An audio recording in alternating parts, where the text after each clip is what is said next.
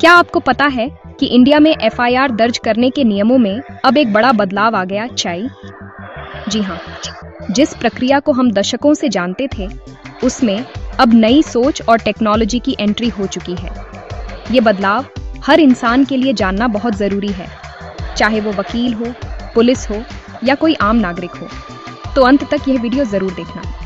BNSS का section 173 अब CrPC की ओल्ड सेक्शन 154 की जगह ले रहा है।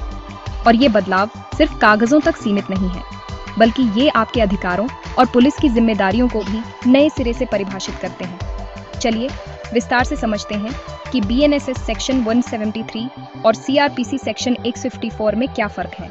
सबसे पहले अपराध यानी ऑफेंस की रिपोर्ट कैसे करें। पहले सीआरपीसी के तहत आप पुलिस को मौखिक मीन्स ओरल या रिटन में जानकारी दे सकते थे, यानी या तो आप खुद जाकर रिपोर्ट लिखवा सकते थे या फिर अपनी बात पुलिस को बता सकते थे। लेकिन बीएनएसएस के आने के बाद अब आप इलेक्ट्रॉनिक कम्युनिकेशन जैसे कि ईमेल, व्हाट्सएप या किसी भी डिजिटल प्लेटफॉर्म के जरिए भी एफआईआर दर्ज करवा सकते हैं। इसका मतलब है कि अब आपको पुलिस स्टेशन जाने की जरूरत नहीं, आप घर बैठे भी शिकायत भेज सकते हैं। अगर आप व्हाट्सएप या ईमेल से शिकायत भेजते हैं तो आपको 3 दिनों के अंदर उस शिकायत पर साइन करना होगा। इससे प्रोसेस में ट्रांसपेरेंसी होगी और डिजिटल सबूत भी सेफ रहेंगे। हमने अब तक ये 2 पॉइंट्स कवर कर लिए हैं। 1. Mode of information and 2. Recording of information. अब बात करते हैं जीरो एफआईआर की।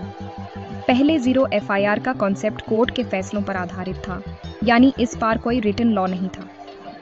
कई बार पुलिस स्टेशन एफआईआर दर्ज करने से मना कर देते थे अगर अपराध उनके क्षेत्र में नहीं हुआ हो, लेकिन अब बीएनएसएस ने इसे कानून का हिस्सा बना दिया है।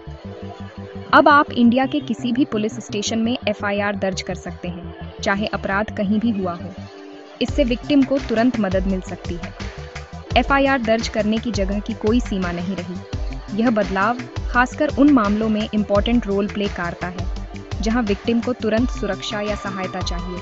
अब बात करते हैं प्रिलिमिनरी इंक्वायरी यानी प्रारंभिक जांच की। सीआरपीसी के तहत पुलिस को तुरंत जांच शुरू करनी होती थी और सिर्फ कुछ खास मामलों जैसे वैवाहिक विवाद में ही प्रिलिमिनरी इंक्वायरी की अनुमति थी। बीएनएसएस के तहत अगर अपराध की सजा 3 से 7 साल के बीच है तो पुलिस को 14 दिनों के अंदर एक क्विक चेक करने की छूट है, लेकिन ये तभी होगा जब कोई सीनियर ऑफिसर इसकी मंजूरी देगा। इससे झूठी शिकायतों में कमी होगी और असली मामलों में तेजी आएगी। Now let's see.